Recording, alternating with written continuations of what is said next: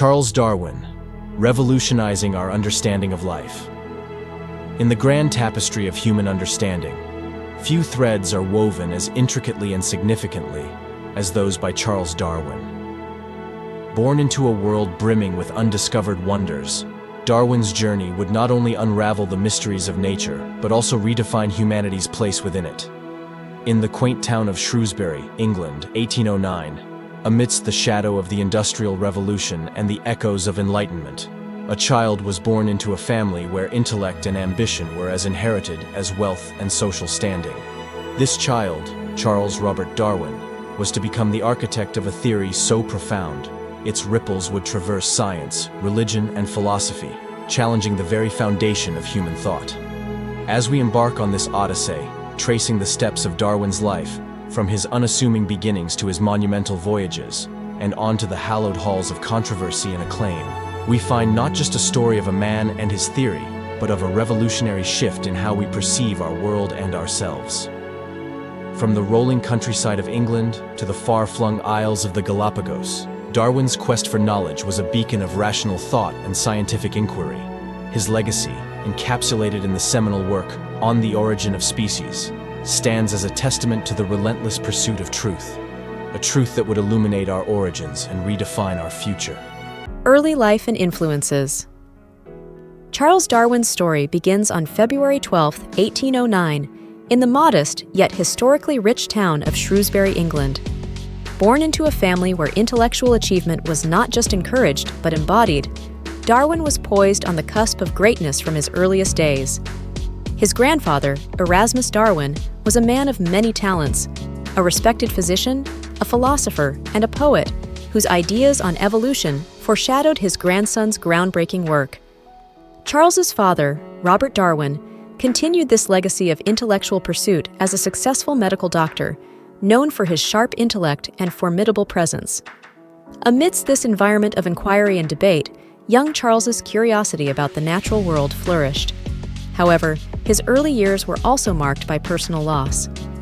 At the tender age of 8, he faced the death of his mother, Susanna Wedgwood, a blow that would resonate deeply in his young heart.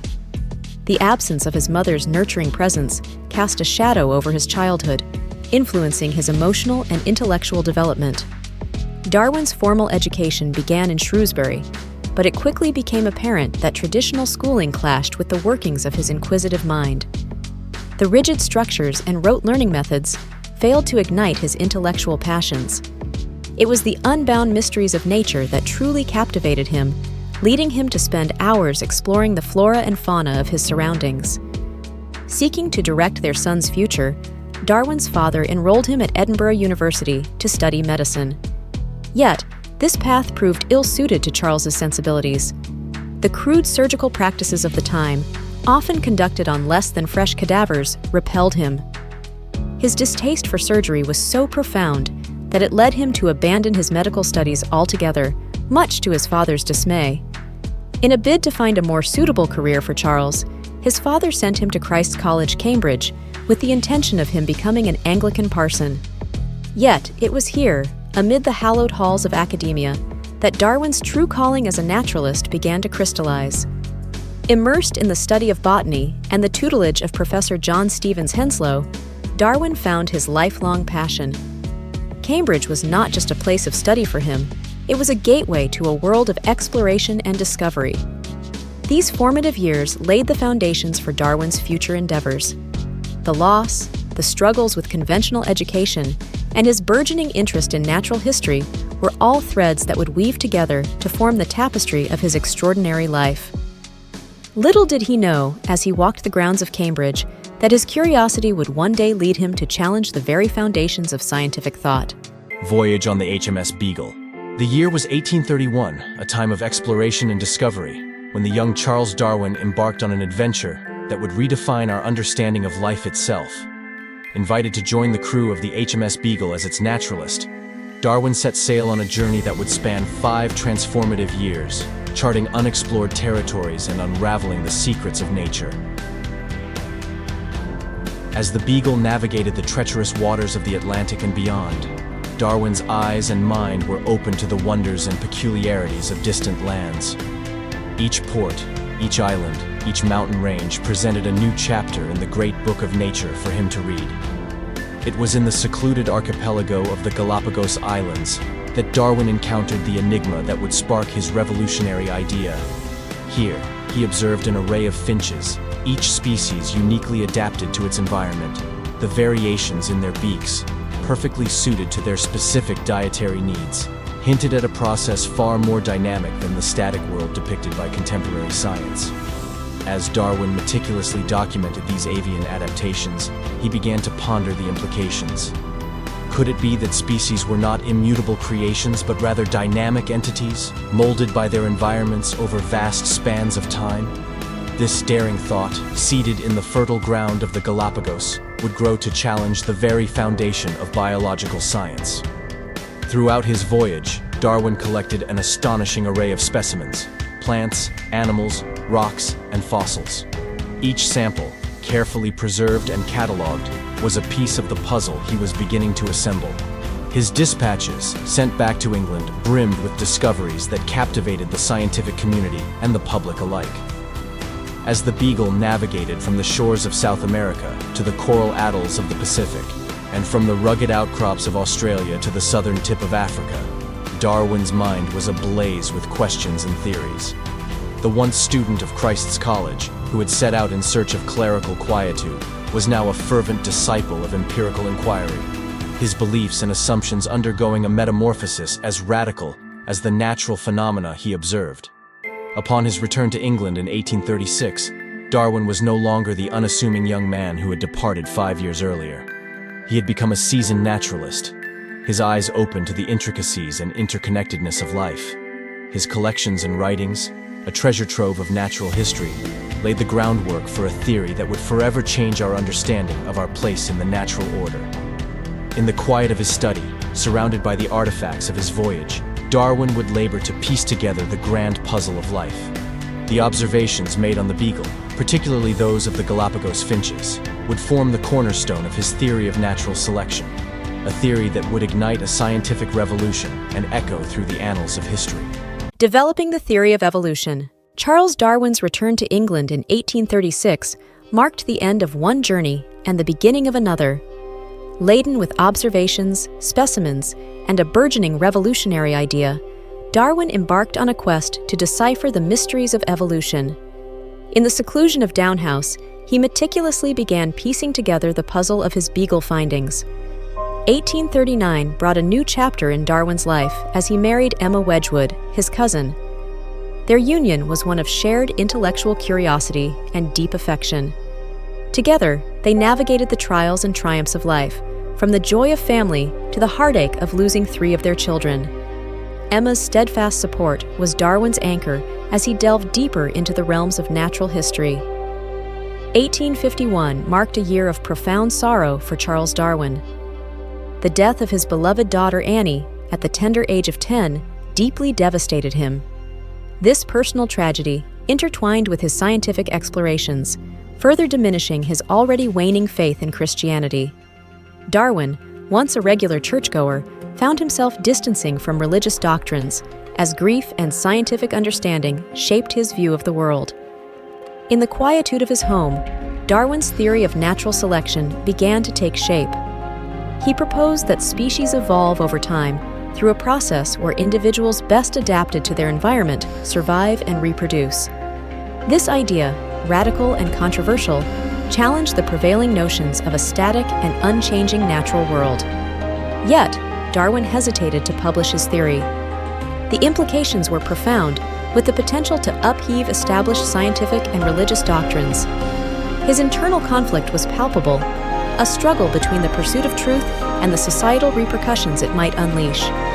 The encouragement and discourse with fellow scientists like Charles Lyell and Thomas Huxley bolstered Darwin's resolve.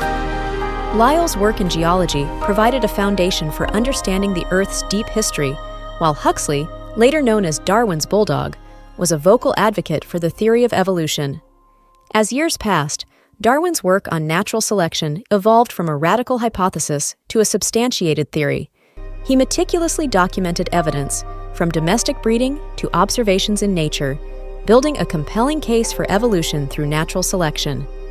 Finally, in 1859, spurred by the realization that others like Alfred Russel Wallace were reaching similar conclusions, Darwin published On the Origin of Species. It was a book that would change the world, a culmination of decades of observation, thought, and courage. On the Origin of Species. The year 1859 heralded a turning point in scientific thought, a moment forever etched in history. The catalyst for this change was Charles Darwin's seminal work, On the Origin of Species. The journey to its publication was as intricate as the evolution of life itself, intertwined with personal struggle, intellectual rigor, and a dash of serendipity. Post the Beagle Voyage, Darwin, a man transformed by the breadth of nature's diversity, had meticulously gathered evidence supporting his theory of natural selection. Yet, he hesitated to publish, fully aware of the upheaval his ideas could cause in a society deeply entrenched in religious doctrine. The impetus for Darwin to finally bring his work to light came unexpectedly in 1858 from Alfred Russel Wallace. Working independently in the Malay archipelago, Wallace had reached conclusions strikingly similar to Darwin's. His manuscript, outlining his own theory of natural selection, arrived in Darwin's hands, setting the stage for one of history's most significant scientific disclosures. The timing of Wallace's manuscript's arrival sparked controversy and debate. Some accounts suggest that the presentation of Wallace's paper to the Linnean Society alongside Darwin's was marred by discrepancies in timing and recognition. While the veracity of these claims remains a topic of historical debate, what's undeniable is the mutual respect both men held for each other's work. Ultimately, spurred by Wallace's findings, Darwin published On the Origin of Species. The book was groundbreaking, arguing for the evolution of species through natural processes. It challenged the static view of life and proposed a dynamic, ever-changing nature driven by survival and adaptation. The scientific community's reaction to Darwin's work was a mixture of intrigue, endorsement, and skepticism. Figures like Thomas Huxley became vocal advocates for Darwin's theory, engaging in spirited public debates. Yet others in the scientific realm remained cautious, needing time to digest the radical implications of Darwin's ideas. Society at large found itself grappling with a new paradigm. Darwin's theory was met with fierce criticism from religious groups and conservative scholars, who saw it as a direct challenge to the biblical narrative of creation. Public lectures, debates, and articles proliferated, dissecting and discussing the profound implications of natural selection on humanity's understanding of itself and the natural world. Despite the tumult and controversy, On the Origin of Species stood as a testament to Darwin's dedication to scientific truth. It ignited a revolution in thought, shifting the lens through which we view our origins and our connection to the tapestry of life. Darwin's work, built on the shoulders of his own and Wallace's insights, had forever altered our understanding of the natural world. In the end, Darwin's On the Origin of Species was more than a book. It was a beacon of change, illuminating the path for future generations of scientists and thinkers.